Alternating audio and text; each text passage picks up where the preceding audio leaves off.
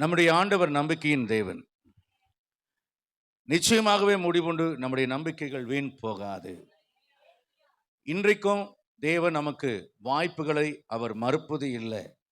இன்னைக்கு கூட என்னுடைய வாழ்க்கை முடிந்து விட்டதா, என் வாய்ப்புகள் முடிந்து விட்டதா, என்னுடைய காரியங்கள் முடிந்து விட்டதா என்றால் ஆவியானவர் சபைக்கு சொல்லுகிற பதில் இல்லை என்பது. உன் வாய்ப்புகள் முடியவில்லை, உன்னுடைய வாழ்க்கை முடியவில்லை, உன்னுடைய சந்தர்ப்பங்களும் உன்னுடைய எதிர்பார்ப்புகளும் நம்பிக்கைகளும் பொய்யாய் போகாது, இன்னும் நம்பிக்கை உண்டு என்று கர்த்தருடைய ஆவியானவர் இந்த காலை வழியில திருச்சபைக்கு சொல்லுகிறார். இன்றைக்கு பார்க்க போகிற ஒரு தலைப்பு என்னவென்றால், நம்பிக்கையின் தேவன் அவர்.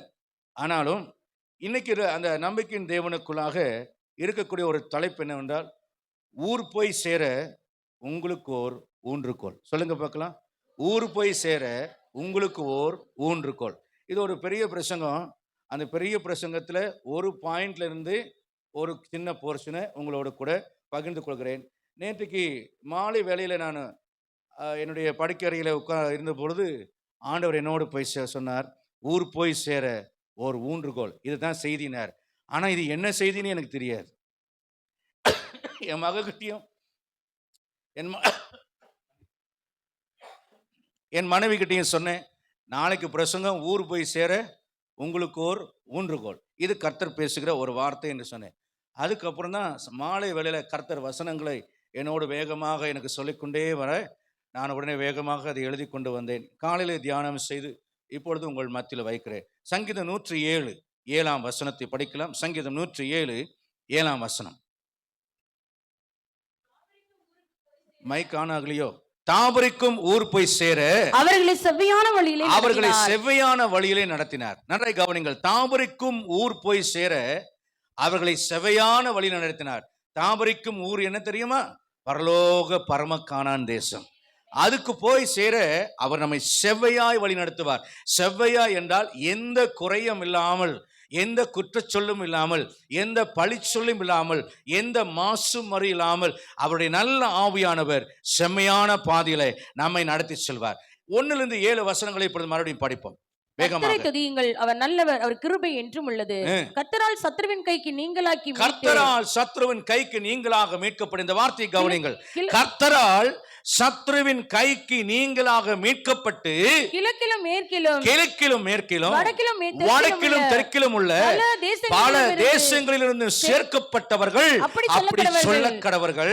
தாபரிக்கும் ஊரை காணாமல் வனாந்திரத்திலே அவாந்திர வெளியாய் பசியாகவும் தாகமாகவும் ஆத்துமா தொய்ந்ததாகவும் அலைந்து திரிந்தார்கள். தங்கள் ஆபத்திலே கர்த்தரை நோக்கி கூப்பிட்டார்கள். அவர்கள் இக்கட்டுகளில் அவர்களை விடுவித்தார். தாபரிக்கும் ஊருக்கு போய் சேர அவர்களை செவ்வையான வழியிலே நடத்தினார். அல்லேலூயா. இன்றைக்கு இந்த தாபரிக்கும் ஊருக்கு போய் சேருவதற்கு பரிசுத்த ஆவியானவர் உங்களுக்கு ஒரு ஊன்றுகோலாக இந்த பிரசங்கத்தை தருகிறார். அதுல முதலாவது ஊன்றுகோலை குறித்து நாம் பார்க்க போகிறோம். பிரசங்கி 10:15 சொல்கிறோம், ஊருக்கு போகும் வழியை மூடன் அறியாததினால் அவனுடைய தொல்லை ஒவ்வொருவரையும் இழைக்கப்படும் இருக்கு. அப்ப ஊருக்கு போகும் வழியை அறியாத மூடன் என்றால் என்ன அர்த்தம்னா, யார் ஒருவர் பரலோகம் போவதற்கு தன்னை தகுதிப்படுத்த அறியாமல் இருக்கிறவர்களா இருக்கிறார்களோ, கற்றுக்கொள்ளாமல் இருக்கிறார்களோ, பண்படுத்தப்படாமல் இருக்கிறார்களோ, அவர்கள் மற்றவர்களுக்கு இடையூறு செய்கிறவர்களாக இருப்பார்கள் என்று வேதம் சொல்கிறது. அல்லேலூயா. இப்ப அந்த ஊன்றுகோல் என்ன என்றால், உன்னிடத்தில் நீ அன்பு கூறு.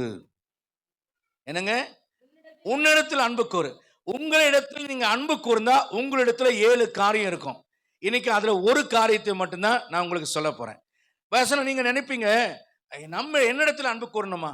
சுயத்தை வெறுன்னு ஆண்டவர் சொல்றாரு, பாஸ்டர்னு என்னிடத்தில் அன்பு கூறுன்னு சொல்றாரு அப்படின்னு நீங்க நினைக்கலாம். ஆனா வேதம் சொல்லுகிறது, உன்னிடத்தில் நீ அன்பு கூறுவது போல பிறனிடத்திலும் அன்பு கூறுவாயாக. அப்படியானால் ஒரு ரட்சிக்கப்பட்ட விசுவாசி முதலாவதாக தன்னிடத்தில் அன்பு கூறணும். அவன் எதுக்காக அவனிடத்தில் அன்பு கூறணும்? அந்த அன்பு கூறுதலில் இருக்கக்கூடிய 7 வழி என்ன? உண்மையாகவே ஒரு மனிதன் தன்னை நேசிக்கிறவனாயிருந்தால் அதாவது ஆவிக்குரியவனாக அவன் தன்னை நேசிக்கிறவனாக இருந்தால் அவனுக்குள்ளே காணப்பட வேண்டிய 7 காரியங்களை உங்களுக்கு நான் சொல்லுவேன். ஆனால் இன்னைக்கு அதை சொல்ல முடியாது, அதில் ஒரு காரியத்தை தான் சொல்லுவேன். இப்போ இந்த அன்பு கூறுவதை பற்றி நம்ம பார்க்கிறோம். மத்தேயு 19:19 நம்ம வாசிக்கிறோம், உன்னிடத்தில் அன்பு கூறுவது போல பிறனிடத்திலும் அன்பு கூறுவாயாக என்கிற ஒரு கற்பனை. இந்த கற்பனையை வந்து கை கொள்ளும்படி கர்த்தர் நமக்கு சொல்றாரு. என்னிடத்துல அன்பு கூர்ந்தாதான் நான் பிறனிடத்துல அன்பு கூற முடியும். என்னிடத்துல நான் சரியா அன்பு கூறலைன்னா நான் பிறனிடத்துல அன்பு கூற முடியாது. நீங்க நினைப்பீங்க, நான் என்னை நேசிக்கிறேன், என்னை நேசிக்கிறேன்னு சொல்றவங்க எல்லாம் எல்லாம் கரங்களை வைத்து அல்லையா சொல்லுங்க பார்க்கலாம். இந்த விளங்காத கிளாஸ்ல புரியாத ஒரு ஆள் இருப்பான் தான். நான் தான் சொல்லுவேன்ல, பரலோகம் ஒரு பிரசங்கம் முடிச்சுட்டு பரலோகம் போறவங்கலாம் எந்திரிச்சு நில்லுங்கன்னாரு. ஒருத்தர் எல்லாரும் எந்திரிச்சு நின்னாங்க. கடைசியில் ஒருத்தர் உட்காந்து தூங்கிட்டு இருந்தார். சரியா? சரி, இப்போ எல்லாரும் உட்காருங்கன்னு சொல்லணும். உட்காந்துட்டு இப்போ நரகம் போறவங்க எந்திரிச்சு நில்லுங்கும் போது இந்த உட்கார்ந்தவங்களுடைய சத்தமும் எந்திரிங்கிற சத்தத்தை கேட்டோன்னே இந்த தூங்கிட்டு இருந்தவர் முழிச்சிட்டார். முழிச்சோன்னே இவர் எந்திரிங்கிற சத்தத்தை கேட்டு இவர் எந்திரிச்சு நின்றுட்டார். எந்திரிச்சு நின்னு எல்லாரும் கொல்லுன்னு சிரிச்சாங்க. பிரசங்கியார் அவரை பார்த்து கேட்டார், ஐயா எங்க போறதுக்கு நீங்க எந்திரிச்சு நிக்கிறீங்கன்னு உங்களுக்கு தெரியுமான்னு கேட்டார். இவர் சொன்னார், பாஸ்டர் எங்க போறான்னு எனக்கு தெரியாது, ஆனா நிக்கிறது நம்ம 2 பேர் தான், எங்க போனாலும் நம்ம சேர்ந்து போலாம்னாராமா. அந்த மாதிரி புரியாதவங்களா இருந்தா ஒண்ணுமே பதில் பேச மாட்டாங்க. நிறைய பேர் புரியாம இருக்கிறனால பதில் பேசாம இருக்கிறீங்க. நல்லா கவனிங்க. ஆச்சரியமான உண்மை என்னவென்றால், நம்மிடத்தில் நாம் அன்பு கூறுகிறோமா என்றால் உண்மையில சொல்லப்போனா 90-95% பேர் தன்னிடத்திலே உண்மையாகவே அன்பு கூறுவதில்லை. என்ன பாஸ்டர், என்னை நான் நேசிக்கிறது இல்லையா அப்படின்னு நீங்க கேட்பீங்க. ஆமா, நீங்க நேசிக்கலன்னு நான் சொல்றேன். ஏன்னு கேட்குறீங்களா? நீங்க பொருளாசைக்காரன் தன்னை விட பணத்தை நேசிக்கிறார். ஏனென்றால் பொருளாசை தன்னை உடையவர்களின் உயிரை வாங்கும் என்று எழுதப்பட்டிருக்கிறது. அப்போ உயிரை கூட விடுவான், ஆனா பண ஆசையை விட மாட்டான். உயிரை கூட விடுவான், பண ஆசையை விடுவான். இப்ப இவனை பார்த்து நம்ம கேட்கிறோம், இது சபைக்கு வெளியில் இருக்கிறவங்களுக்கு பண்ற பிரசங்கம் இல்ல, சபைக்குள்ள இருக்கிற விசுவாசிகளுக்கு செய்யற பிரசங்கம். பொருளாசை என்பது சபைக்கு வெளியே இருக்கிறவங்களுக்கு இல்ல, சபைக்குள்ள இருக்கிறவங்களுக்கு இருக்கு. எப்படி இருக்கு? உங்க உயிரை விட, ஏன்னா உங்களுடைய ஆத்மா பரலோகம் போகணும், ஆனா பரலோகம் போகணுங்கிறத விட எனக்கு பண ஆசை முக்கியம்னு யூதாஸ் நினைச்சான் பாருங்க. இயேசுவை காசுக்காக விட்டு போட்டான் பாருங்க, தன் ஆத்மாவை அவன் விட்டு போட்டான்.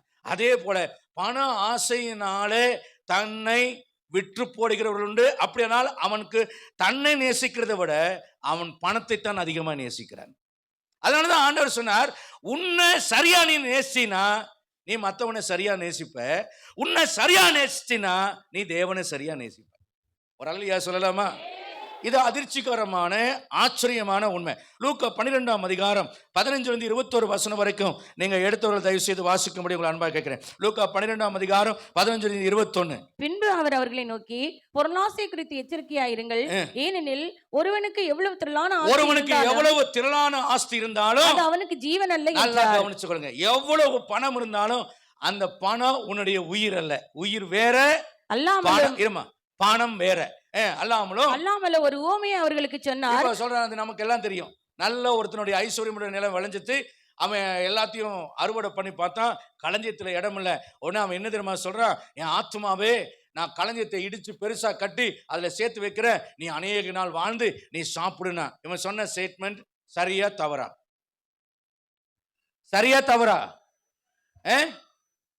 உலக பிரகாரமா பார்த்தா சரியா தோணும், ஆனா ஆவிக்குரிய பிரகாரமா பார்த்தா தவறு. என்ன தவறு? சரீரம்தான் சாப்பிடுமே தவிர ஆத்மா சாப்பிடாது. 1 லட்சம் ரூபாய் பணம் இருக்கு, ரொம்ப பசிக்குது, அம்மா சொல்றாங்க பீரோல இருந்து 10,000 ரூபாய் எடுத்துட்டு போய் சாப்பிடுறான்னு. 10,000 ரூபாய் எடுத்து சாப்பிட முடியுமா? முடியாது. அப்போ ஆத்மாவை பார்த்து சொல்றான், ஆத்மாவே நீ தானியத்தை சாப்பிடுங்கிறான். ஆத்மா தானியத்தை சாப்பிடுமா? சரீரம் தானியத்தை சாப்பிடுமா? சரீரம் தான் சாப்பிடும். அப்ப பாருங்க, இவன் தன்னை என்று சொல்லப்படுது. இந்த சரீரம் என்பது ஒரு வாகனம், மோட்டர் பைக் ஓட்டுற மாதிரி. சில பேர் பாருங்க, மோட்டர் பைக்கை பார்த்து பார்த்து அதுல என்ன ரிப்பேர்னு ஒர்க் ஷாப்ல போய் எல்லாம் ரெடி பண்ணிட்டு வருவாங்க. ஆனா ப்ரெஷர் வந்திருக்கும், உங்களுக்கு ப்ரெஷர் வந்திருக்கு, உப்பு குறைங்கன்னா குறைக்க மாட்டாங்க. ப்ரெஷர் வந்திருக்கு, கறியை குறைங்கன்னா குறைக்க மாட்டாங்க. புரியுதா உங்களுக்கு? ஐயோ வறுத்த சில்லி சிக்கனை திங்காதீங்கன்னு சொன்னா கேட்க மாட்டாங்க. பீஃபா திங்காதீங்கன்னு கேட்க மாட்டாங்க. அட்டேக்கு வந்துருங்க, அட்டேக்கு வந்திருக்கு ஏற்கனவே, வெண்ணெய் திங்காதீங்க, பீனட் பட்டர் திங்காதீங்க, நெய் திங்காதீங்க, கறி சாப்பிடாதீங்க, கொழுப்பா சாப்பிடாதீங்கன்னு சொன்னா அதெல்லாம் நான் விசுவாசமா இருக்கிறேன். சில பேர் ஹவுஸ் விசிட்டிங்ல எனக்கே ஒரு புத்தி சொல்லுவாங்க. சில பேர் பாருங்க ஆண்டவருக்கே புத்தி சொல்றவங்க மாதிரி ஆண்டவர் உங்ககிட்ட ஆலோசனை கேட்டு என்னை ஊழியத்துக்கு கூப்பிட்டு நல்லா இருந்திருக்குன்னு நினைக்கிறேன். சுகர் இருக்கு சிஸ்டர் வேண்டாம், அதெல்லாம் ஒன்றும் பண்ணாது பாஸ்டர், சோத்திரத்தோடு சாப்பிட்டா சரியா போயிரும்பா அவங்க பாருங்க. இவங்களை ஏன்டா சுகர் டாக்டரா போடலன்னு நான் யோசிப்பேன்.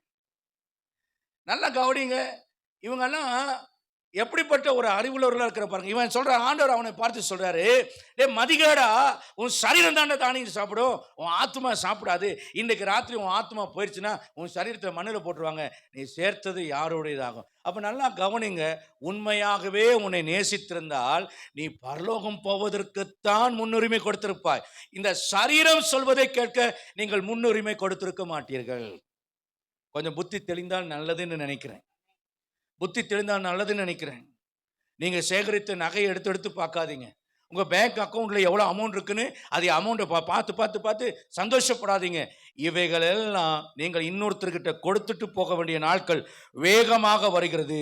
கர்த்தருடைய பரிசுத்தமான நாமத்துக்கு மகிமை உண்டாகட்டும். சில பேர் பாருங்க, தன்னை விட தன் மனைவியை அதிகம் நேசிப்பார்கள்.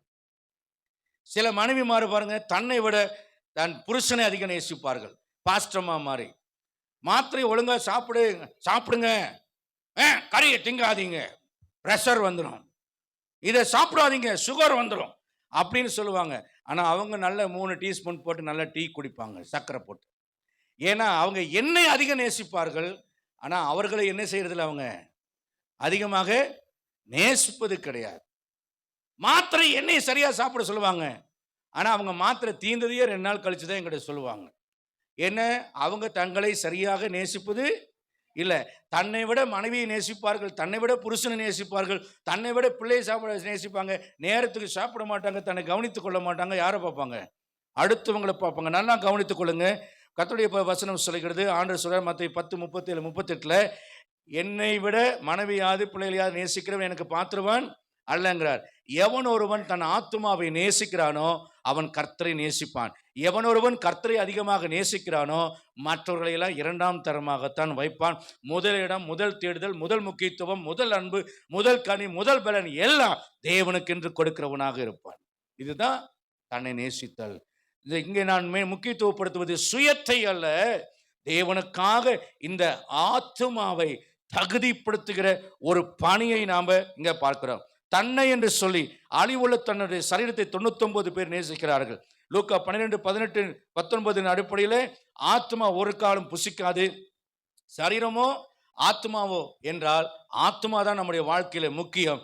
வசனம் சொல்கிறது, மத்தேயு 18:8-9 வாசிக்கிறோம், 2 கையுள்ளவனாக நீ நரகம் போகிறதை காரணம் ஒரு கையுள்ளவனாக சப்பானியாக ஊனனாக நீ நரகம் போவது நல்லது என்று, பரலோகம் செல்வது நல்லது என்று சொல்கிறார். மத்தேயு 10:28 வாசிக்கும் போது, சரீரத்தை மாத்திரம் கொள்ள உள்ளவர்களுக்கு நீங்கள் பயப்படாமல் ஆத்மாவையும் சரீரத்தையும் நரகத்தில் ஒருங்கே அழிக்கவல்ல தேவனுக்கு பயப்படுங்கள் என்று வேதம் சொல்கிறது. அப்ப இங்க வேதம் ஆண்டவர் எதை முக்கியப்படுத்துகிறார் என்றால், சரீரம் உன்னுடைய வாழ்க்கையில முக்கியம் அல்ல, அது 2ஆம் தரம்.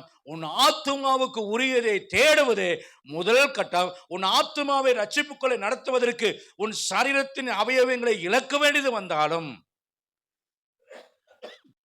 ஒருவேளை உன் சரீரம் கொலை செய்யப்பட வேண்டியது வந்தாலும் உன்னை ஒப்பு கொடுத்து விடு, ஆனால் உன் ஆத்தும ரட்சிப்பை காத்துக்கொள் என்று சொல்கிறார். ஒரு மனிதன் உலகம் முழுவதையும் ஆதாயப்படுத்தினாலும் தன் ஜீவனை நஷ்டப்படுத்தினால் அவனுக்கு லாபம் இல்லை.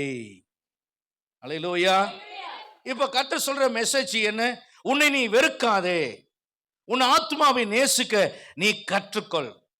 அன்னை தெரசா சொல்றாங்க, உலகத்துல உண்மையான வறுமை என்னவென்று சொன்னால் தனிமையும் நான் யாருக்கும் தேவையில்லை என்கின்ற எண்ணத்தால் தாழ்வு மனப்பான்மையுடன் வாழ்வதுதான் உண்மையான வறுமை என்று சொல்கிறார்கள். பணம் இல்லாததுனால வறுமை இல்லை, தனிமை, வாழ்க்கையில தனித்து விடப்படுகிறதும், தன்னால யாருக்கும் பயன் இல்லையே என்கிற தாழ்வு மனப்பான்மையோடு வாழ்கிறதும், யாராலும் நான் நேசிக்கப்பட தகுதியற்ற ஒரு நபர் என்று சொல்லி தன்னைத்தானே தாழ்வு மனப்பான்மையுடன் வாழ்கிறது தான் உண்மையான வறுமை என்று சொல்கிறது.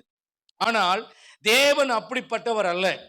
உலகம் தகுதியின் அடிப்படையிலே உங்களுடைய மதிப்பை தீர்மானிக்கிறது. ஆனால் தேவன் தம்முடைய கிருபையின் அன்பின் அடிப்படையிலே உங்களை தகுதிப்படுத்துகிறவராக இருக்கிறார். அல்லேலூயா. நான் சொல்லுகிற வார்த்தையை நீங்கள் நன்றாய் கவனிக்க வேண்டும்.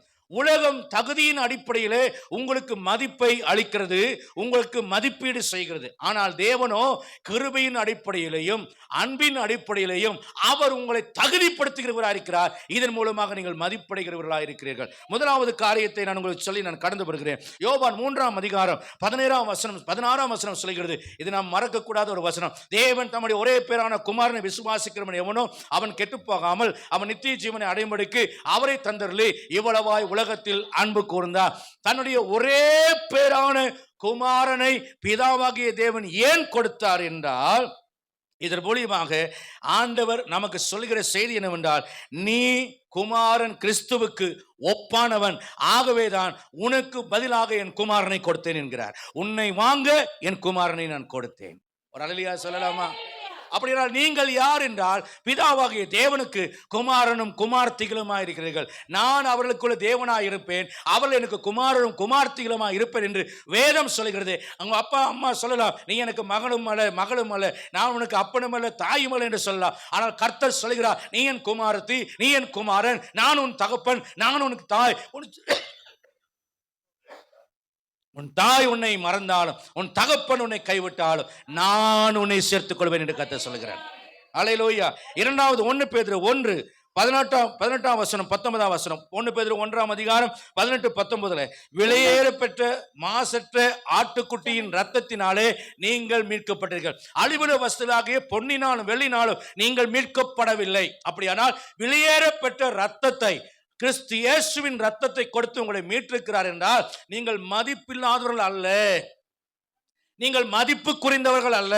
கர்த்தர் உங்களை மதிப்புள்ளவர்களாக விலையேறப்பட்டவர்களாக இருக்கிறபடினால்தான் விலையேறப்பட்ட ஆட்டுக்குட்டியாக இயேசுவின் ரத்தத்தினாலே உங்களை மீட்டெடுத்தார்.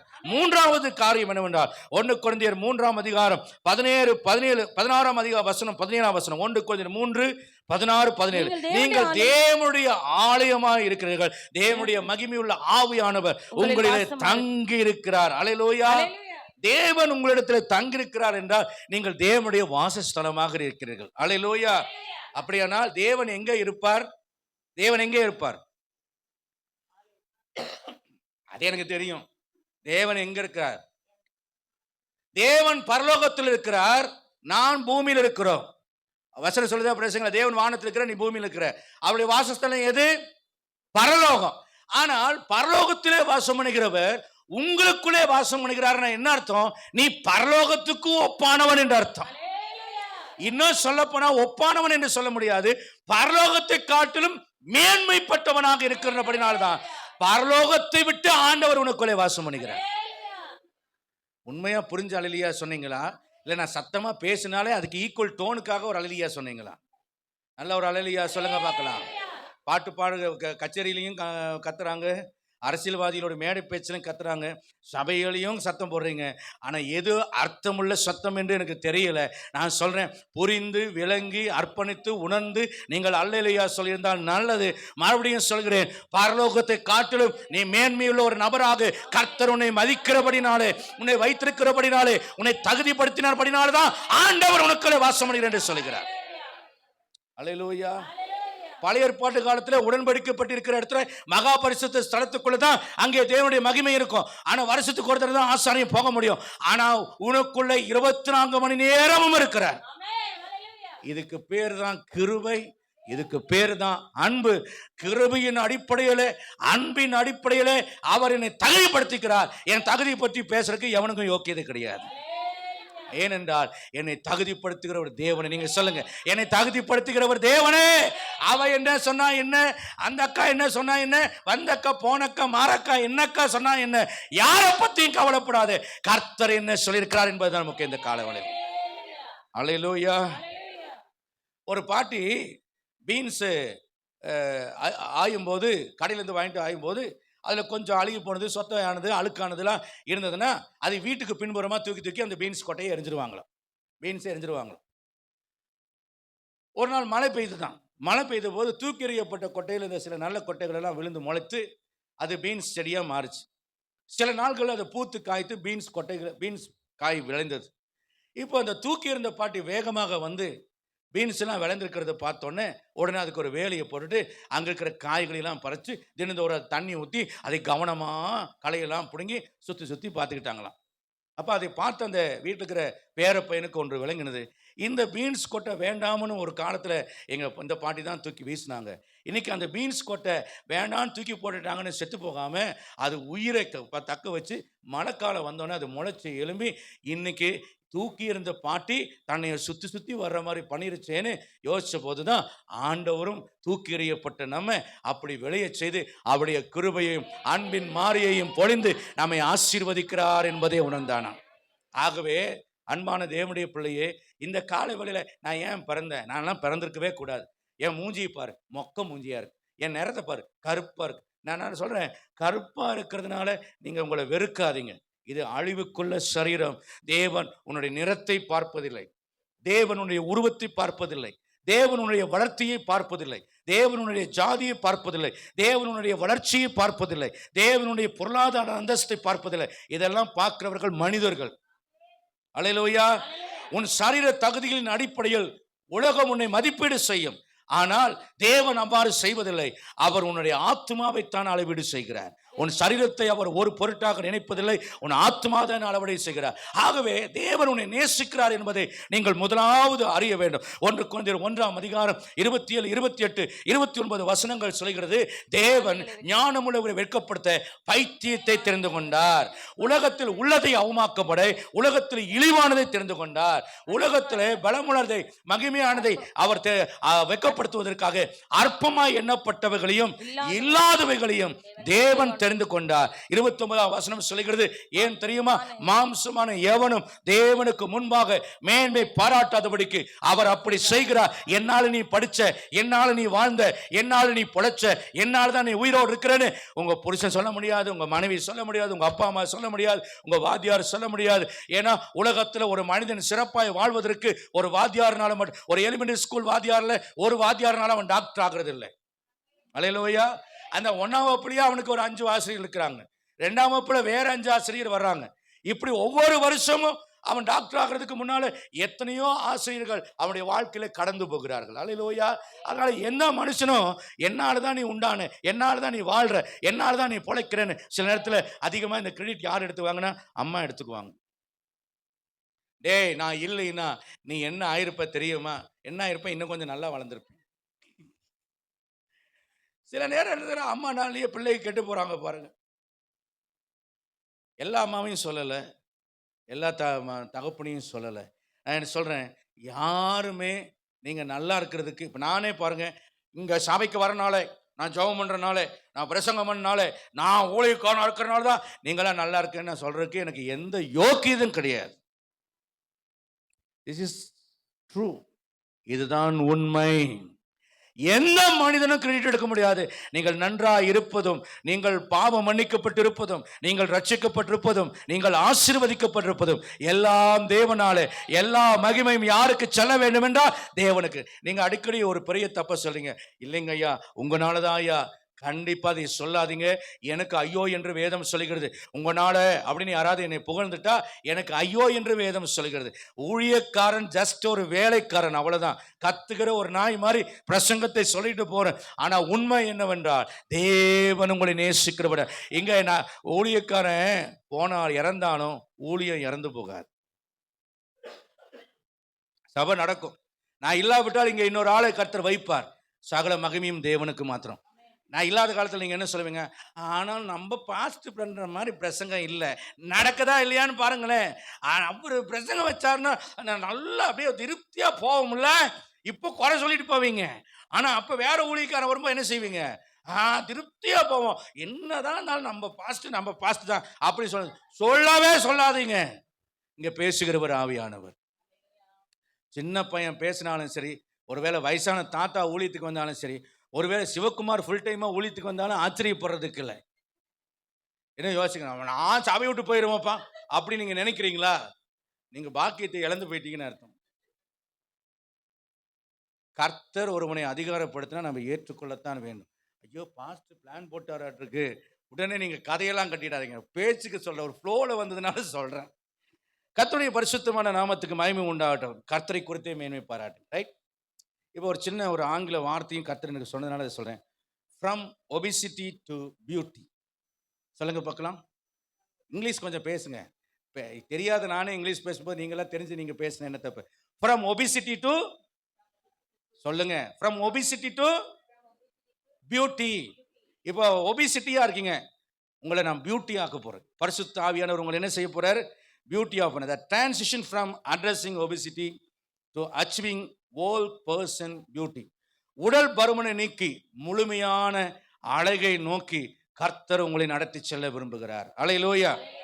ஒரு சின்ன உதாரணம் சொல்றேன். ஒரு திறமை மிக்க ஒரு சிற்பி ஒரு பெரிய கற்பாறையை அழகான ஒரு குதிரையாக அவர் செதுக்கி முடித்தார். இதே அவர் வீட்டில் பக்கத்தில் இருந்த பையன் வந்து அவர் செதுக்கும் போது டெய்லியும் வந்து பார்ப்பான். அது கற்பாறையை கொண்டு வந்த போது பார்த்தோமே, இப்போ குதிரையா மாறினதோன்னா வந்து பார்த்தோன்னே, அங்கிள் போன வாரம் இது எப்படி இருந்துச்சு, இப்போ அழகான குதிரையை நீங்க கிரியேட் பண்ணிட்டீங்க அங்கிள் அப்படின்னு அவன் சொன்னான். உடனே இந்த சிற்பி சொன்னாரு, நான் கிரியேட் பண்ணலப்பா, ட்ரூ கிரியேட்டர் யாருன்னா காட் தான் ட்ரூ கிரியேட்டர். நான் வந்து என்ன பண்ணேன்னா இந்த பாறையில வேண்டாததை நீக்கினேன், வேண்டியது வெளிப்பட்டு விட்டது. ஒரு அல்லேலூயா சொல்லுங்க. நான் சொல்ற வார்த்தையை புரிஞ்சுக்கணும். நான் அரை மணி நேரம் விளக்க வேண்டியதை ஒரே வார்த்தையில சொல்றேன். வேண்டாததை நீக்கினேன், வேண்டியது கிடைத்தது.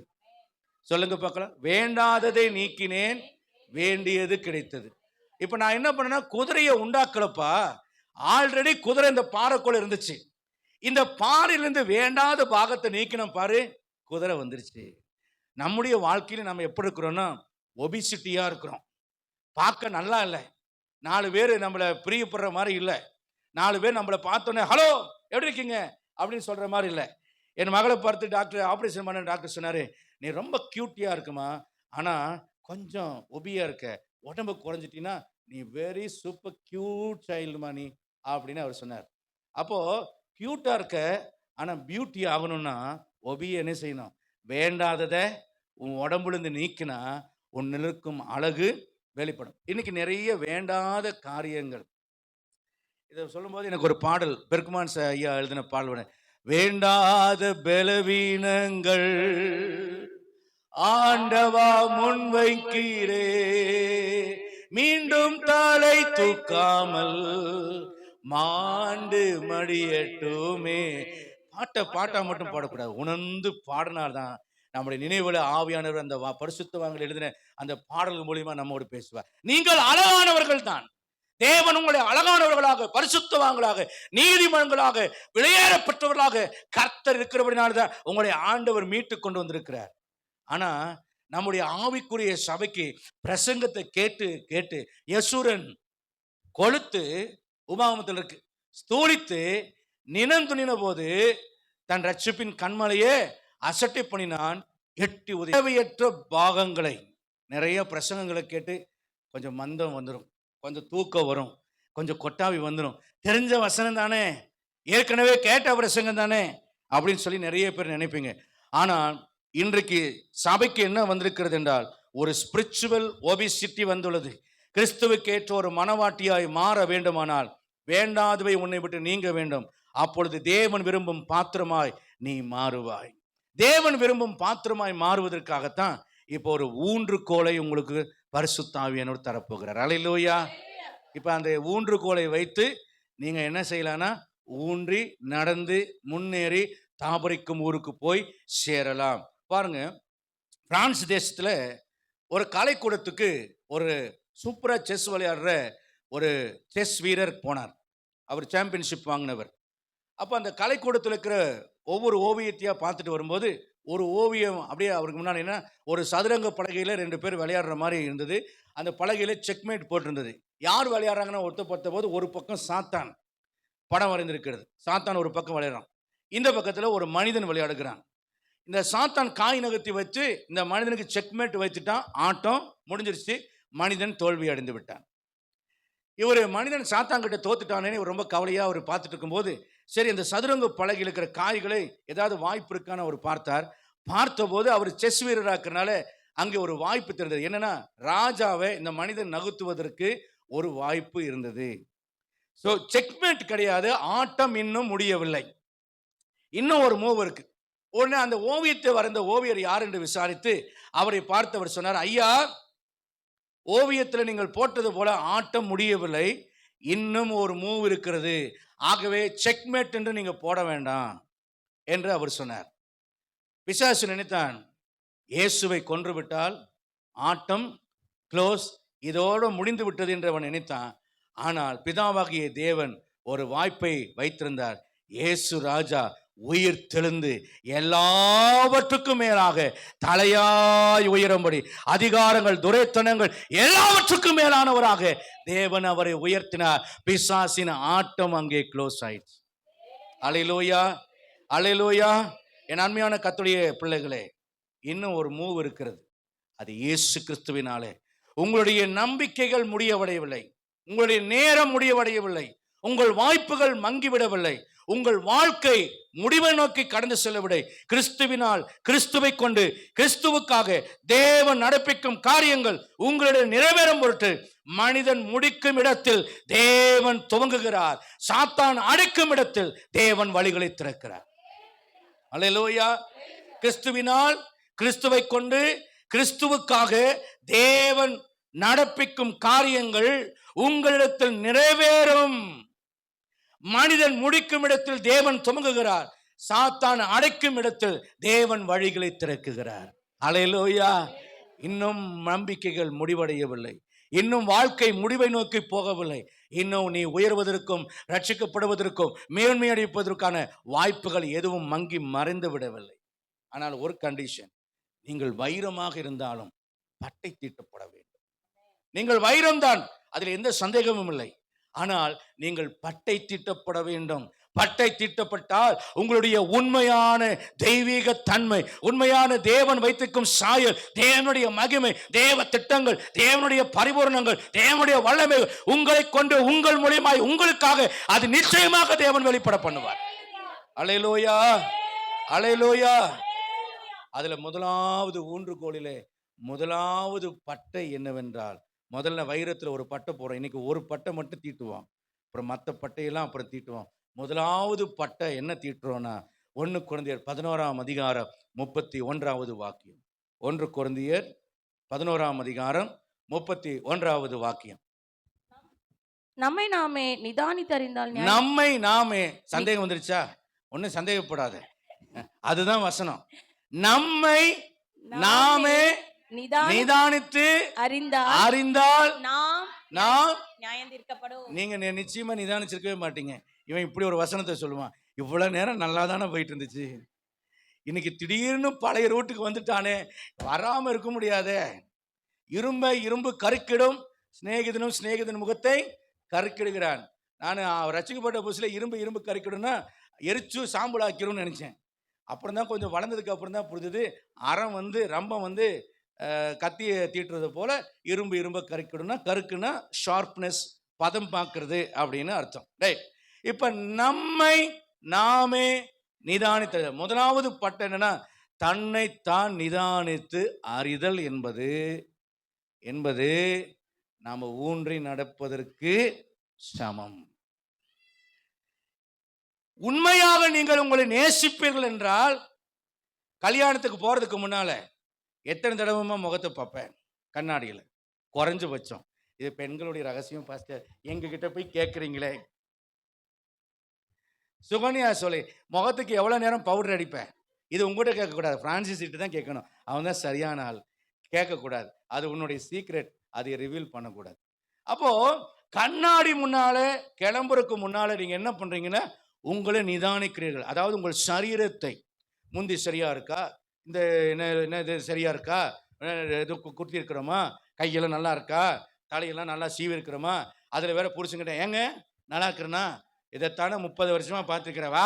நல்லா கவனிங்க, கர்த்தருடைய நாமத்துக்கு மகிமை உண்டாவதாக. நம்மை நாமே நிதானிக்கவே. வீட்டை நேசிக்கிறவன் வீட்டில் எங்கே வெடிப்பு வந்திருக்கு, எங்கே அஸ்திவாரத்தில் திறப்பு வந்திருக்கு, பெயிண்ட் எங்கே விழுந்திருக்கு, பாத்ரூமில் டைல்ஸ் எங்கே வெடிச்சிருக்கு, பேஷன் மாற்றணுமா எல்லாம் பார்க்குறான். ஏன்னா வீட்டை நேசிக்கிறவன் வீட்டை செக் பண்ணுறான், பைக்கை நேசிக்கிறவன் பைக்கை செக் பண்ணி பார்க்குறான், மனைவியை நேசிக்கிறவன் மனைவியை செக் பண்ணி பார்க்குறான். என்ன முடியெல்லாம் கொட்டி போச்சு, என்ன முகமெல்லாம் மாறி போச்சு, என்ன கொஞ்சம் குட்டையா போன மாதிரி இருக்க, என்ன கொஞ்சம் முதுகு கூன் வந்துருச்சு, நீ அதை சாப்பிட்டியா, இதை சாப்பிட்டியா, என்ன பேசில் நட்டு சாப்பிட்டியா, எதை நட்டு, பேசில் நட்டு சாப்பிட்டியா, முந்திரி பருப்பு சாப்பிட்டியா, நீ வாங்கி கொடுத்தாதானே நான் சாப்பிட்றேன். நான் மனைவி கிட்ட இதெல்லாம் கேட்பேன், ஆனால் நான் வாங்கி தருவதில்லை, அதெல்லாம் தைரியமாக கேட்குறேன். கர்த்தருடைய பரிசுத்தமான நாமத்தை வாயினால அன்பு கூறக்கூடாது, கிரியினால உண்மையினால அன்பு கூறணும், நிதானித்து அறியணும். அப்ப நேசிக்கிறவன் சோதித்து ஆராய்ந்து பார்க்கிறான். உண்மையாக நீங்கள் உங்களுடைய ஆத்மாவை நேசித்திருந்தால், உண்மையாகவே நீங்கள் உங்களை நேசித்திருந்தால், நீங்க உங்களை சோதித்து ஆராய்ந்து பார்த்திருப்பீர்கள். எந்த பைலட்டும் ஃப்ளைட்டை ஒரு சோதனை பண்ணாமல் இருக்க மாட்டான். ஏற்கனவே ஃப்ளைட் இன்ஜினியர்ஸ்லாம் சோதிச்சிருப்பாங்க. ஆனாலும் பைலட் என்ன பண்ணுவார், நான் இப்போ ஏர்போர்ட்டில் உட்காந்து இந்த பைலட் என்ன பண்ண, ஏன்னா நான் பைலட் ஆகணும்னு நான் ஆசைப்பட்டேன். 2 ஆசை இருந்துச்சு, டாக்டர் ஆகணும், பைலட் ஆகணும், 2 ஆசை. அதனால 2மே எனக்கு கிடைக்காம போயிடுச்சு. ரைட். என்ன பண்ணுவாங்கன்னா எல்லாம் செக் பண்ணி ரெடியாக இருக்கும் ஃப்ளைட்டு. இவர் என்ன பண்ணுவார்னா பைலட் ஆட்டி பார்ப்பார், பின்னால் இருக்கிற அந்த வால் பகுதி இப்படி இப்படி இப்படின்னு ஆட்டி பார்ப்பார். அது நான் பார்ப்பேன், கண்ணாடியில் நின்று பார்த்துட்டு இவர் இப்படி இப்படி ஆட்டி பார்க்கும். அப்புறம் ரக்கையில் இருக்கக்கூடிய அந்த பின்னால் அந்த விங்ஸ் இப்படி கீழே மேலே இப்படி அதையெல்லாம் ஆட்டியெல்லாம் பார்ப்பார். இவ்வளவும் செக் பண்ணி பார்த்துட்டு எல்லாமே ஓகே. அப்புறம் உட்காந்துடனே கோ பைலட்டை சொல்லுவார், ஒவ்வொரு ஐட்டமாக சொல்லுவார், இது கரெக்டாக இருக்கா, அவன் செக், ஓ செக் அப்படிமா, கோ பைலட் சொல்லுவார் செக், அப்புறம் இன்னொன்று சொல்லுவார் செக்குமா, இன்னொன்று சொல்லுவார் செக்குமா. அப்படி ஒரு 30-40 எண்ணம் இருக்கும். அத்தனையும் அது செக்கிங் ஆகி எல்லாமே ஓகே ஆனாதான் பைலட் அங்கே டவருக்கு சொல்லுவார், எல்லாம் பர்ஃபெக்ட்டு, நான் ரெடின்னு சொல்லுவார். அது வரைக்கும் அவர் என்ன சொல்ல மாட்டார், ரெடின்னு சொல்ல மாட்டார், விமானத்தை ஸ்டார்ட் பண்ண மாட்டார், அந்த லேண்ட் பண்ணுற இடத்த விட்டு நகர்த்த மாட்டார். அப்போ ஒரு விமான பயணம் செய்வதற்கு விமானத்தில் இத்தனை காரியங்களை செக் பண்ணணும்னா, பரலோகம் போகிறோன்னா நம்முடைய ஆத்மாவை நிறைய தடவை செக் பண்ணி பார்க்கறதுல எந்த தவறுமே கிடையாது. உண்மையாக நம்மை நேசித்தார், நம்முடைய ஆத்மாவை நேசித்தார். எந்த மனிதன் தன் ஆத்மாவை நேசிக்கிறானோ அவன் தன்னை தானே சோதித்து அறிவான். வாசிக்கலாம், 1 கொரிந்தியர் 11ஆம் அதிகாரம் 28-32 வரைக்கும் படிப்போம்.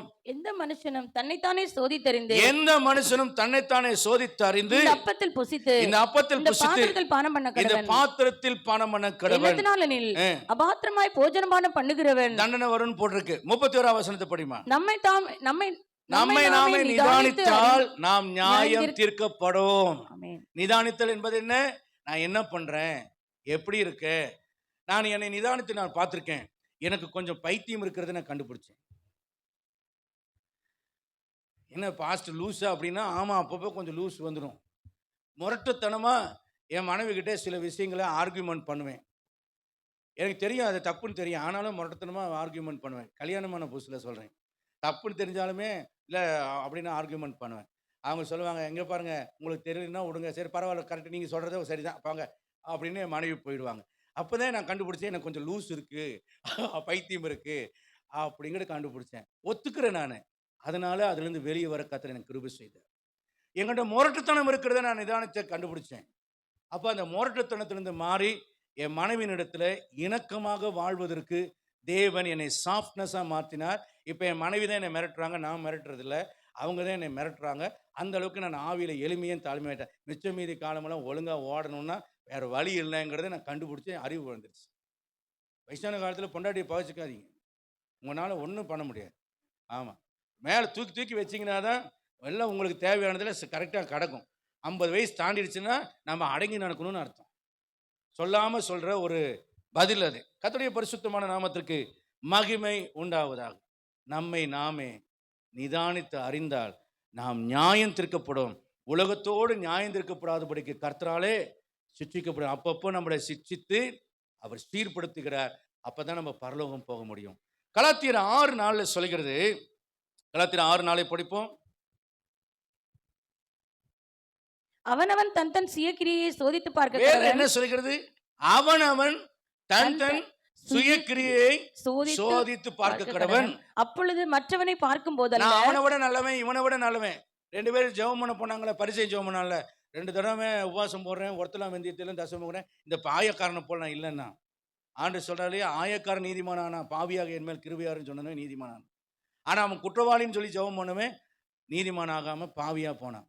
இப்ப அங்க சொல்லப்படுகிறது, மற்றவர்களை நாம் என்ன செய்ய வேண்டாம்? பார்க்குவேன். படி. மற்றவனை பார்க்கும்போது அல்ல, தன்னையே பார்க்கும்போது மற்றவனை பார்க்கும் போதல்ல, தன்னையே தன்னையே பார்க்கும்போது பார்க்கும்போது மேன்மை பாராட்ட அவனுக்கு இடம். அப்ப உங்களை பார்த்தீங்கன்னா உங்க தலை கலைஞ்சிருக்கிறது உங்களுக்கு தெரியும். நான் இங்க நின்று பிரசங்கம் பண்ணும்போது என் மக சொல்லுவா, அப்பா தலை தலை அப்படின்பா. நான் என்ன நினைப்பேன், கையை ஆட்டிட்டு இருக்காரு அப்படின்பேன். அப்புறம் தான் வீட்டுக்கு வரும், உனக்கு தலை கலைஞ்சிருக்குன்னு சொன்னா நீ என்ன திட்டுறியாப்பா அப்படின்னு பாட்டு சொல்லும்போது, ஐயோ நம்ம என்னடா, அதுதான் சொல்றேனே, அவன் கொஞ்சம் மதிகேடு, முட்டாள்தனம், புரியாம மதிகேட நம்ம சில விஷயங்களை நடக்கிறோம்ல. மற்றவர்களை பார்க்கும் போதில்ல, நம்மை பார்த்தாதான். அதனாலதான் கண்ணாடி முன்னால் நின்று நம்மளை பார்த்தாதான் நான் யாருங்கிறது தெரியும். அதை நம்ம நிதானித்து அறிதல். தலை கலந்தா சரி பண்றோம், உடை கலந்தா சரி பண்றோம், பல்லு சரியில்லைன்னா அழுக்கா இருந்தா போய் கழுவுறோம். ஆனா அடுத்தவங்களை பத்தி என்ன செய்யறது? குறை சொல்லிட்டு இருக்கிறது. அடுத்தவங்களை பார்க்காத, உன்னை பாரு. என்னைக்குமே பாருங்க, பரலோகம் போறவன், தேவ சித்தத்தை செய்யறவன் ஆசீர்வதிக்கப்படுறவன். 3 பேர் சொல்றேன். பரலோகம் போக ஆயத்தப்படுறவன், தேவ சித்தம் செய்கிறவன், ஆசீர்வாதத்துக்கு நேராக வளர்கிறவன். இவர்கள் யாரும் அடுத்தவங்களை பார்க்கவே மாட்டாங்க. இந்த அடுத்தவனை பார்க்குறவன் எவன் தெரியுமா? நரகம் போறவன், தன்னைத்தானே அழித்து கொள்றவன், வறுமை அடைகிறவன். கெட்டு போறவன் தான் அடுத்தவங்களுடைய குறைய பார்ப்பான். சில பேர் பாஸ்ட்கிட்ட என்ன குறைன்னு பார்க்கறதுக்குனே உட்காந்துட்டு இருப்பான். நான் என்ன சொல்றேன், பாஸ்ட்கிட்ட குறைய பார்த்துட்டு இருக்காத. அவர் 4 நாள் ஃபாஸ்டிங் போட்டு பொக்குனுக்கு அட்டக்கில் அவர் போய் பரலோகத்துக்கு நேராக போய் சேர்ந்துருவாரு. நீ அவரோட குறைய சொல்லிட்டு, செத்த அவன் நரகமான இப்போ நரகம் தான் போயிருப்பான், கன்ஃபார்மாக நரகமாக போயிருப்பான்னு சொல்லிட்டு அவரை குறை சொல்லிட்டு நீ நரகம் போயிடுவேன். பாருங்க, ரெபேக்கா ஆமென் சொல்லுது, குறை பேசாதே நீங்கள். அடுத்தவங்களை குறை சொல்றது, புருஷனை குறை சொல்றது. ஏ சாத்தானே, நீ நரகம் போற சாத்தானே, ஒருவனை மூடனே என்று சொல்கிறவன் எரி நரகத்துக்கு பாத்திரவானா இருக்கிறான். இப்ப கணவன் மனைவியை பார்த்தோம், மனைவி கணவனை பார்த்தா சாத்தானே என்று சொன்னா நீ நரகம் போறேன்னு அர்த்தம். நீ என்ன சொல்ற? சாத்தானே, நீ நரகம் தான் போற சாத்தானே. 2 பேரும் சேர்ந்து போங்கிறேன். நான் எங்க போனாலும் ஒன்னா போங்கிறேன். புரியுதா உங்களுக்கு? அடுத்தவங்களை பார்க்காதீங்க, உங்களை பாருங்க. 3வது 1 யோவான் 3ஆம் அதிகாரம் 19, 20, 21. நம்முடைய இருதயமே நம்மை குற்றவாளி என்று தீர்க்குமானால் தேவன் நம்முடைய இருதயத்திலும் பெரியவராக இருந்து நம்மை நியாயந்திருப்பது அதிக நிச்சயம் அல்லவா? இப்போ நம்முடைய இருதயம் குற்றவாளி என்று தீக்குதா? ரோமர் 2, 14, 15 சொல்றோம். புறஜாதி மக்களுடைய மனசாட்சியை சொல்றாரு, குற்றமுண்டு குற்றமில்லை என்று அவருடைய மனசாட்சி ஒன்று தீர்க்கிறதுனால நியாயப்பிரமாணம் அவர் உள்ளத்தில் எழுதியிருக்கிறது என்று அவர்கள் காண்பிக்கிறார்கள் என்று எழுதப்பட்டிருக்கு. அப்போ நீங்க கேட்பீங்க, சுவிசேஷத்தை அறியாதவர்கள் எப்படி பாஸ்டர் நியாயந்திருக்கப்படுவாங்கன்னா, மனசாட்சியின் அடிப்படையில் நியாயந்திருக்கப்படுவார்கள். அல்லேலூயா. அவங்களுக்கு இன்னொரு தடவையெல்லாம் வாய்ப்பு இருக்குன்னு இல்லை, மனசாட்சியின் அடிப்படையில். அப்போ விசுவாசிகள் நல்லா கவனிங்க. 3 காரியத்தை உங்களுக்கு சொல்லித்தரேன். மற்றவங்க முன்னாலே செய்ய வெட்கப்படுகிற, அவமானப்படுகிற எந்த காரியத்தையும் செய்யாதீங்க, அது பாவம். சரியா? அடுத்தது, உங்க மனசாட்சி ஒப்புக்கொள்ளாத எந்த ஒரு காரியத்தையும் செய்யாதீங்க, அது பாவம். 3வது, நான் இப்படி செஞ்சேன், இப்படி பேசினேன்னு பெருமையா சொல்ல முடியாத எந்த விஷயத்தையும் செய்யாதீங்க, அது பாவம். இந்த 3 நிலைமைக்கு உங்களை விலக்கி காத்து கொண்டாலே நீங்க பரிசுத்தவான்களாக வாழ முடியும். புரியுதா உங்களுக்கு? புரிஞ்சுதா இல்லையா? புரியலன்னா யூடியூப்ல போய் மறுபடியும் கேளுங்க, திரும்ப ரிப்பீட் பண்றதுக்கு நேரம் இல்லை. ஆகவே நம்முடைய இருதயம் குற்றவாளியத்திற்கு முன்னால் தேவன் நம்முடைய இருதயத்தை விட பெரியவராக இருந்து நம்மை நியாயம் திருப்பார். 1 கொரிந்தியர் 4ஆம் அதிகாரத்தில் 3-4 வசனத்தில் அப்போஸ்தலனாகிய பவுல் சொல்கிறார், என்னிடத்தில் ஒரு குற்றத்தையும் நான் அறியவில்லை, அதனால் நான் நீதிமான் ஆவது இல்லை, என்னை நியாயம் விசாரிக்கிறவர் கர்த்தரே அப்படின்னு சொல்றார். என்னிடத்துல என் மனசாட்சி சொல்லுது, கூட எந்த குறையும் இல்லைன்னு சொல்லுது. சில பேர் சொல்லுவாங்க, என் மனசாட்சி அறிய நான் யாருக்கும் எந்த தீங்கு செய்யல பாஸ்டர், நான் நேர்மையா இருக்கிறேன் பாஸ்டர். ஆனா வசனம் சொல்ல, அதனால நீதிமான் இல்லை. ஏன்னா தேவன் உன்னை நியாயம் விசாரிக்கணும். அல்லேலூயா. தேவனுடைய பார்வையில நம்ம எப்படி? ஒரு சமயம் மாத்தூர்ல ஒரு போலீஸ் செக் போஸ்ட் இருக்குல்ல, அங்க ஒரு பழைய போஸ்ட் ஆஃபீஸ் இருந்துச்சு. அந்த போஸ்ட் ஆஃபீஸ் ஒட்டி தான் பழைய போலீஸ் ஸ்டேஷனும் இருந்துச்சு, இந்த பீலிகான் கோயிலுக்கு பக்கத்தில் ஏத்தாப்புல. அப்போ ஒரு நாள் நான் நிஜாம் காலனிலேருந்து லெட்டர் ஒன்று போஸ்ட் பண்ணுறதுக்காக நான் போனேன்.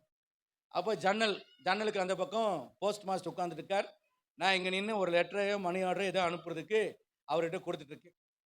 அந்த போஸ்ட் மாஸ்டர் சைவம் சாப்பிடக்கூடிய ஒரு குறிப்பிட்ட உயர் ஜாதி பிரிவை சேர்ந்தவர். அவர் திடீர்னு சொல்கிறார், என்னப்பா ஒரு மாதிரி நாற்று அடிக்குதே அப்படின்றார். எனக்கு ஒரு நாத்தமும் அடிக்கவில்லை. கொஞ்ச நேரம் கழிச்சு போஸ்ட் மேன் சொல்றாரு, ஆமா நாத்து அடிக்கிறேன். அப்ப நான் பாருங்க ஒரு தீர்க்கதரிசி கண்டுபிடிச்சிட்டேன். உள்ள எலி ஏதாவது செத்து கிடக்கான்னு பாருங்க சார். அங்கங்க புக்கெல்லாம் கிடக்கு, பொருளெல்லாம் கிடக்குது, ஏதாவது செத்து கிடக்கும். அதான் சார் நாத்தடிக்குதுன்னு ரொம்ப நேரமா அவங்க தாங்க முடியல. அப்படி இப்படின்னு அவங்க பேசிட்டு இருக்காங்க. நானும் எனக்கு ஒரு வாடகை இல்லையா சார், உள்ளதா சார் பிரச்சனை, வெளியே ஒரு ஸ்மெல் இல்லை, உள்ளதான் பிரச்சனை. நான் ஜன்னலை மறைச்சு நின்றுட்டு இருக்கேன். சொல்லிட்டு எல்லாம் வாங்கிட்டு நான் வீட்டுக்கு வந்துட்டேன். உட்காந்துட்டு இருக்கும்போது என் மனைவி பக்கத்தில் வந்தாங்க.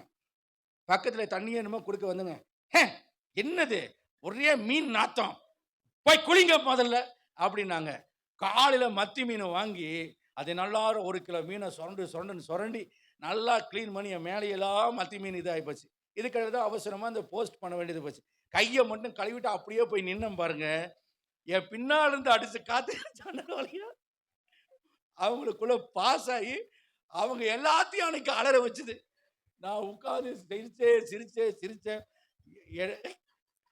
அவ்வளோ நேரம் சிரிச்சேன். நான் ஒன்று உணர்ந்தேன், எங்கிட்ட அடிக்கிற நாத்தம் எனக்கு தெரியல, ஆனால் அடுத்தவங்களுக்கு அடுத்த இடத்துல குற்றம் இல்லைன்னு நான் நினச்சி கொள்ளலாம். ஆனால் என் நாற்றம் என்னங்கிறது அவர் தான் சொல்லணும்.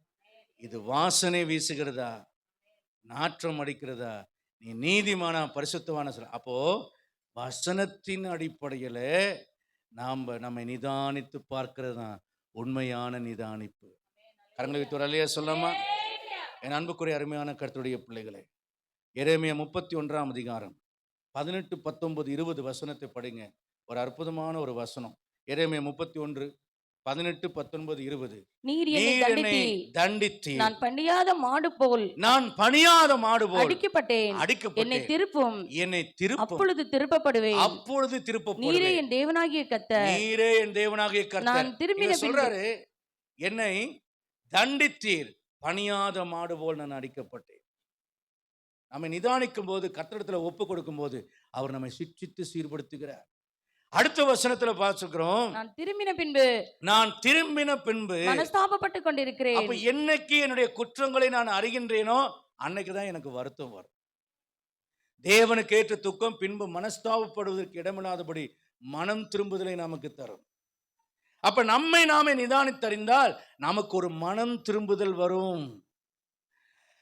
என்னை அறிந்து கொண்டதற்கு பின்பு விழாவிலே அடித்துக் கொண்டிருக்கிறேன், வெட்கி நாணிக் கொண்டிருக்கிறேன், என் இளவயது நிந்தையை சுமந்து வருகிறேன் என்று எப்ராயிம் துக்கித்து புலம்பிக் கொண்டிருக்கிறதை நிச்சயமாக யார் ஒருவர் தன்னை அறிகிறார்களோ, ஏசாயா தீர்க்கதரிசி எல்லாருக்கும் ஐயோ என்று சொன்னான்.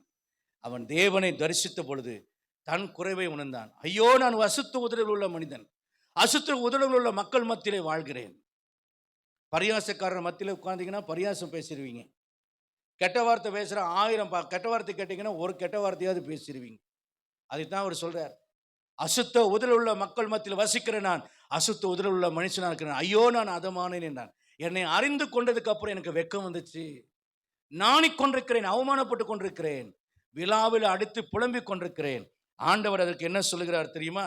எப்ராயிம் எனக்கு அருமையான குமாரன் அளவோ, 20ஆம் வசனம், அருமையான குமாரன் அளவோ, எனக்கு பிரியமான பிள்ளை அளவோ, அவனுக்கு விரோதமாய் பேசினது மூலம் நினைத்து கொண்டே இருக்கிறேன். ஆகைய என் உள்ளம் அவனுக்காக கொதிக்கிறது, அவனுக்கு உருக்குமாய் இறங்குவேன் என்று கர்த்தர் சொல்கிறார். 17ஆம் வசனத்துல அவர் அதே அதிகாரத்தில் 17ல சொல்கிறார், உன் முடிவை பற்றி உனக்கு நம்பிக்கை உண்டு, உன் பிள்ளைகள் தங்கள் தேசத்துக்கு திரும்பி வருவார். அல்லேலூயா. கர்த்தர் சொல்கிறார். இன்றைக்கு ஒருவேளை நான் நிறைய இடங்கள்ல சறுக்கிட்ட விழுந்துட்டேன். நான் இந்த மாதிரி காரியங்களை செஞ்சது ஒன்ஸ் அப்பான் எ டைம். ரட்சிக்கப்பட்டதுக்கு அப்புறம் நிறைய தவறு செஞ்சுட்டேன். வெளியே சொல்ல முடியாத காரியங்களெல்லாம் நான் பண்ணிட்டேன். ஐயோ, நானா இப்படிலாம் செஞ்சுட்டேன், ஐயோ நானா இந்த காரியத்தை எல்லாம் பண்ணிட்டேன், ஐயோ சொல்ல வெக்கமா இருக்கிறது, ஐயோ அவமானமா இருக்கிறது, ஆண்டவரே நானா அப்படி பண்ணிட்டேன், ஏன் நான் இப்படி செஞ்சேன், நான் ஏன் இப்படி பண்ணினேன், ஐயோ எனக்கு மன்னிப்பு உண்டா, ஐயோ எனக்கு திரும்புதல் உண்டா, எனக்கு விடுதலை உண்டா, ஆண்டவரே என்னை மன்னிப்பீரா, என்னை திரும்ப மீட்டுக் கொள்வீரா என்று கேட்டால் கர்த்தர் சொல்லுகிறார், உன் முடிவை பற்றி உனக்கு நம்பிக்கை உண்டு, நீ புலம்பிக் கொண்டிருக்கிறதை நான் கேட்டேன், உனக்காக உருக்குமா இறங்குவேன் என்று கர்த்தர் சொல்லுகிறார். பேதுருவை யோவான் 21ஆம் அதிகாரம் 15-17 வாசிக்கிறோம். அவன் ஆண்டவரை மறுதலித்தான். From fear to courage. அவனை பயத்திலிருந்து தேவன் தைரியசாலியாக கர்த்தர் மாற்றினார். Jesus restore him after his failure. அவனுடைய வீழ்ச்சியிலிருந்து அவனை திரும்பவும் கர்த்தர் உயிர்ப்பித்து தோல்விக்கு பிறகு அவனை கர்த்தர் மீட்டெடுத்தார். பவுலை பார்க்கிறோம், from enemy to apostle. சபைகளுக்கு தேவனுக்கு எதிராக இருந்தவன், அப்போஸ்தலர் 9:10-15 வாசிக்கிறோம். எதிராக இருந்தவனை தேவன் சபைகளை ஸ்தாபிக்கிற அப்போஸ்தலனாக அவனை மாற்றினார். Grace changed his life forever. கிருபை அவருடைய வாழ்க்கையை என்றென்றுமாக மாற்றினது. சகாயுவை பார்க்கிறோம், from greed to generosity. அவன் ஒரு பேராசையிலிருந்து அவன் உதாரத்துவமான குணத்திற்குள்ளே அவன் மாறினான். ஆஸ்தியை பாதியை ஏழைகளுக்கு கொடுத்தான். அநியாயமாக வாங்கினதை நாளத்தினை திரும்ப தருவேன் என்று சொன்னார். லூக்கா 19:8-9 வசனங்கள். ரட்சிப்பு அவனுக்குள்ளே வந்தபோது அவனுடைய பேராசை என்கிற பொருளாசையிலிருந்து விடுதலை அடைந்து அவன் உதார குணமுள்ளவனாக கர்த்தர் அவனை மாற்றினார். Salvation transformed his heart. கர்த்தருடைய ரட்சிப்பு அவனுடைய உள்ளத்தை மறுரூபமாக்கினது. மேரி மகதலேனாள், from darkness to freedom. இருளிலிருந்து அவளை கர்த்தர் விடுதலையாக்கினார். இருளின் அதிகாரத்திலிருந்து கர்த்தர் விடுதலையாக்கினார். லூக்கா 8:2 வசனம். Jesus gave her a new life. ஆண்டவர் அவளுக்கு ஒரு புதிய வாழ்க்கையை கர்த்தர் கொடுத்தார். The thief on the cross, from guilt to paradise. குற்ற மனசாட்சியிலிருந்து குற்ற உணர்விலிருந்து கர்த்தர் விடுதலை கொடுத்து அவனை பரதீசத்திற்கு கர்த்தர் எடுத்துக்கொண்டார். லூக்கா 23:42-43 வசனங்கள் சொல்கிறது. Faith saved him in his final hour. விசுவாசம் அவனுடைய கடைசி மரண நேரத்தில் கூட அவனை ரட்சித்தது. 6வதாக வாசிக்கிறோம், தோமா, from doubt to belief. யோவான் 20:27-29 வாக்கியங்கள். Jesus answered his doubts with love.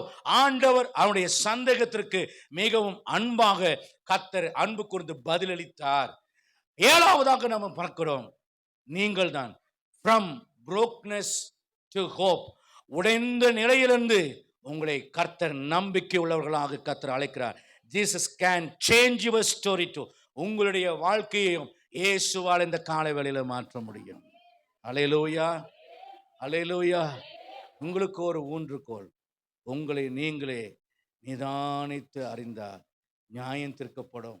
பரலோகம் போகிற பாதையில உங்களை ஊன்றி உங்களை வழிநடத்த முன்னேறி செல்லும் முதல் ஊன்றுகோல் உங்களை நீங்களே நிதானித்து அறிதல். அதாவது உங்களை உண்மையாக நீங்கள் நேசித்தால் உங்களை நிதானித்து அறிவீர்கள். கண்களை மூடி நாம் ஜெபிக்கலாமா?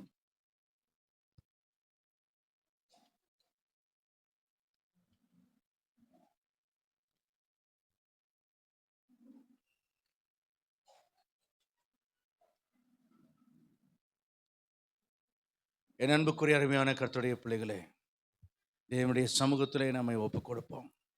நம்மை நாமே நிதானித்தறிதல். உண்மையாய் எவர் ஒருவர் தன்னை நேசிக்கிறார்களோ, பண ஆசை இல்லாமல், பிற மனிதர்களை அதிகமாய் முக்கியத்துவப்படுத்தாமல், தன் ஆத்துமாவை முக்கியத்துவப்படுத்துகிறவர்கள். நான் எப்பொழுதும் சொல்லுவேன், என் ஆத்தும ரட்சிப்புக்கு முன்பதாக வேறு எதுவும் எனக்கு முக்கியமானதாக இல்லை. என் நித்தியத்தை நான் நரகத்தில் கழிக்க நான் ஆயத்தமாக இல்லை. என் ஆத்துமாவை காப்பாற்றிக் கொள்ள நான் எதையும் கொடுக்க நான் ஆயத்தமாக இருக்கிறேன் என்று சொல்வேன். முதலாவது ஊழியம் அல்ல, முதலாவது என் ரட்சிப்பு முக்கியம்.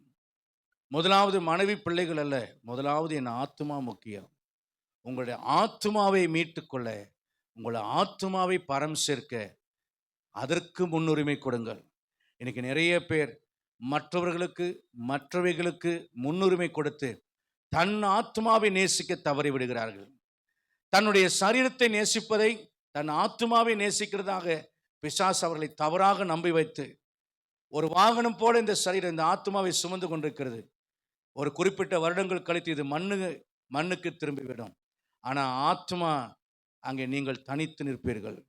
என் அன்புக்குரிய தேவனுடைய பிள்ளையே, உன் ஆத்மாவின் நாயகர் இயேசு, உன் ஆத்மாவின் இரட்சகர் இயேசு, உன் ஆத்மாவை விடுவிக்கிறவர் இயேசு, உன் ஆத்மாவை மறுரூபமாக்கிறவர் இயேசு, உன் ஆத்மாவை பரலோகம் சேர்க்கிறவர் இயேசு. அவர் இல்லாமல் ஒன்றுமில்லை. இப்போ வசனம் சொல்லுகிறது, உன்னை நீ நேசிப்பாயானால் உன்னை நீ நிதானித்து அறிய கடவாய். உன்னை நிதானித்து அறிய கட தன்னைத்தான் நிதானித்து அறிய கடவன். தன்னைத்தான் நிதானித்து, தன்னைத்தான் ஆராய்ந்து, தன்னைத்தான் சோதித்து அறிய கடவன். நான் ஜெபம் பண்ணி கடந்து போகிறேன். நிறைய நேரங்களில் நம்ம வேஷமா வாழ்றோம். வெளியே ஒரு வாழ்க்கை, உள்ள ஒரு வாழ்க்கை. நம்முடைய சிந்தனையில விடுதலை இல்லை. பழைய பாவங்களை நினைச்சு சந்தோஷப்படுது. பழைய பாவ வாழ்க்கையை திரும்பவும் விரும்புது. அப்பப்போ மனசு விடுதலை அடைந்து பாவத்துக்கு நேரம் ஓடுது. தன்னைத்தானே பிரியப்படுத்த பார்க்கறது, தேவனை பிரியப்படுத்துறது இல்லை. தேவ பக்தியா வாழ மனசு இல்லாம ஜெபக்க இன்ட்ரெஸ்ட் இல்லை, சர்ச்சுக்கு வர இன்ட்ரெஸ்ட் இல்லை, உபவாச கூட்டத்துக்கு வர விருப்பம் இல்லை, ஆலயத்துக்கு வர விருப்பம் இல்லை. ஏன் தெரியுமா? இந்த ஆத்மாவினுடைய முடிவு என்னன்னு தெரியாதனால சில கவர்ச்சிகரமான டிஸ்ட்ராக்ஷன் அண்ட் அட்ராக்ஷன்ஸ் பிசாசு உங்க முன்னால போடுறான். உலகத்தை ஜொலிக்க வைக்கிறான், சில உடல் அழகை ஜொலிக்க வைக்கிறான், சில மனதை மயக்குகிற காரியங்களுக்கு நேராக கவர்ந்து இழுக்கிறான். இதனால உங்க ஆத்மாவை நீங்க நேசிக்காம உங்க சரீரத்துக்கு வேண்டியவர்களுக்கு முக்கியத்துவம் கொடுக்குறீங்க. அது மணமகனா இருக்கலாம், மணப்பெண்ணா இருக்கலாம், பணமா இருக்கலாம், வீடா இருக்கலாம், காரா இருக்கலாம், வேலையா இருக்கலாம், உடல் அழகா இருக்கலாம். அன்பானவர்கள், அவைகள் முக்கியம் அல்ல. முதலாவது தேவனுடைய ராஜ்யத்தை அவர் நீதியின் திறன்கள் அவைகள் கூட கொடுக்கப்படும். சௌந்தரியத்தை யோசேப்புக்கு, தாவீதுக்கு, தானியேலுக்கெல்லாம் கொடுத்தார். ஆனால் அவர்கள் அதை தேடவில்லை. ஞானத்தை சாலமோனுக்கு, யோசேப்புக்கு, தானியேலுக்கு கொடுத்தார். ஆனால் அவர்கள் அதை தேடவில்லை. இவங்கெல்லாம் தேடினது முதலாவது கர்த்தரை. ராஜ மேன்மையை அவர்கள் தேடவில்லை. ராஜ மேன்மைகளிலே கர்த்தர் அவர்களை வைத்தார். அதை அவர்கள் தேடவில்லை. சாலமோனுக்கு சொல்ல, நீ கேளாத ஐஸ்வர்யத்தையும் ராஜ்ய அதிகாரத்தையும் நான் உனக்கு தருகிறேன். அவன் கேட்கவில்லை, கேளாமல் தந்தார். தேடினது தேவனுக்கு உகந்தது. தேவனை தேடு, கர்த்தனுக்கு தருவார். ஒரு பாடல் வரி சொல்கிறது, பாரும் தந்தையே என் உள்ளத்தை, யாரும் காணா உள் அலங்கோலத்தை. நம்முடைய உள் அலங்கோலத்தை மாற்ற விரும்புகிறார். என்றாலும் இன்றைக்கு ஒரு துவக்கத்தை தர தேவன் விரும்புகிறார். தோல்வியடைந்த பேதுருக்கு ஜெயத்தை கொடுத்தார். சந்தேகப்பட்ட தோமாவுக்கு கர்த்தர் அன்பாய் பதிலளித்து அவனை விசுவாசிக்க வைத்து இந்தியாவுக்கு அனுப்பினார். அந்த காலத்திலே பேய் பிடித்திருந்த மகதலேன மரியாளுக்கு கர்த்தர் அந்த காலத்திலிருந்து விடுதலை கொடுத்தார். சபைக்கு எதிராக இருந்த சவுல ஆண்டவர் பவுல் என்று அறியப்பட்டவராக, அப்போஸ்தலனாக சபைகளை ஸ்தாபிக்கிறவராய் மாற்றினார். அவர்களை எல்லாம் ஆசீர்வதித்தவர் உங்களையும் மாற்ற வல்லவராக இருக்கிறார். நிச்சயமாகவே முடிவுண்டு. ஒரு நம்பிக்கை வீண் போகாது. அவரை நோக்கி பார்த்த முகங்கள் பிரகாசம் அடைந்தது. அது வெட்கப்பட்டு போகாது. பரிசுத்தமான பிதாவே, உம்முடைய சமூகத்திலே எங்களை ஒப்புக் கொடுக்கிறோம். இந்த காலை வழியில் கர்த்தர் பேசின வார்த்தைகளுக்காக நன்றி. இந்த வார்த்தைகள் எங்களை சீர்படுத்தட்டும், எங்களை பட்டை தீட்டட்டும், எங்களை பரிசுத்தமாகட்டும். தேவனுடைய பீடத்தில் எங்களை நெருங்கி சேர எங்களுக்கு உதவி செய்யட்டும். உம்முடைய சாயலா எங்களை மாற்றட்டும். எங்களுக்குரியவைகள் அல்ல, எங்கள் சரீரத்துக்குரியவர்கள் அல்ல, எங்கள் ஆத்மாவுக்குரியவர்களை தேடும்படியான நோக்கத்தையும் ஆசையையும் வாஞ்சியையும் எங்களிடத்தில் பெருகச் செய்வீராக. எதற்காய் நான் பிடிக்கப்பட்டேனோ அதை பிடித்துக் கொள்ளும்படிக்கு ஆசையாய் லக்கை நோக்கி ஓடுகிறேன். எப்படியாகிலும் உயிரோடு எழுந்திருப்பதற்கும் மேன்மையான உயிர் தெளிதலை அடைவதற்கும் உன்னதத்திலே மகிமையான ஸ்தானத்திலே வீற்றிருப்பதற்குமே நான் ஓடுகிறேன் என்று பவுல் சொல்கிறாரே. அந்த மேன்மையான பாக்கியத்தை, ஆனந்த பாக்கியத்தை, அந்த பரமவாசஸ்தலத்தை அடைய எங்களுக்கு உதவி செய்வீராக. இன்றைக்கு நீர் தந்த இந்த ஊன்றுகோலுக்காக நன்றி. தாபரிக்கும் ஊருக்கு போய் சேர ஒரு ஊன்றுகோலாய் எங்களை தன்னை தானே நிதானித்து அறிந்து எங்களை நேசிக்கிறபடினாலே எங்களை சோதித்து ஆராய்ந்து அறிந்து சீர்பட எங்களுக்கு உதவி செய்வீராக. இந்த காலை வழியில் நம்முடைய ஜனங்களை ஆசீர்வதியும். என் வாழ்க்கையில் முடிந்தது, நான் விழுந்து விட்டேன், என்னால் எழும்ப முடியவில்லை, என் நம்பிக்கைகள் போய்விட்டது, இனி எனக்கு இரக்கம் கிடைக்குமா, இனி எனக்கு ரட்சிப்பு கிடைக்குமா, இனி என் வாழ்க்கையில மாற்றங்கள் வருமா என்று நினைக்கிற நம்முடைய பிள்ளைகளுடைய வாழ்க்கையில் இந்த காலை வழியில நீர் மனிதன் முடிக்கிற இடத்துல நீர் துவங்குகிறவராகவும் சாத்தான் அடைக்கிற இடத்துல நீர் வழிகளை திறக்கிறவராக இருக்கிறபடினாலே நீரே என்றைக்கும் ரட்சகர், நீரே விடுவிக்கிறவர். உம்மை நோக்கி அபயமிடுகிறோம். எங்கள் ஜனங்களை ஆசீர்வதியும், கிருபை தந்து நடத்தும். உம்முடைய கிருபைக்கு எங்களை அர்ப்பணிக்கிறோம். ரட்சகராம் இயேசுவின் நாமத்தில் பிதாவே. என் ஆத்துமாவே கர்த்தரை ஸ்தோத்திரி, மனமே பரிசுத்த நாமத்தை ஸ்தோத்திரி. என் ஆத்துமாவே கர்த்தரை ஸ்தோத்திரி, கர்த்தர் செய்த சகல உபகாரங்களையும் மறவார். ஆம், நம்முடைய கர்த்தராகிய இயேசு கிருபையும் பிதாவுடைய அன்பும் பரிசுத்த ஆவியான நல்வாழ்வுக்கு ஆசீர்வாத சந்தோஷ சமாதானம் நம் அனைவரோடு ஒழுங்கு சகல பரிசுத்தவான்களோடும் என்றும் என்றும் கர்த்தர் திரும்ப வரும்போது இருப்பதாக. அல்லேலூயா, அல்லேலூயா.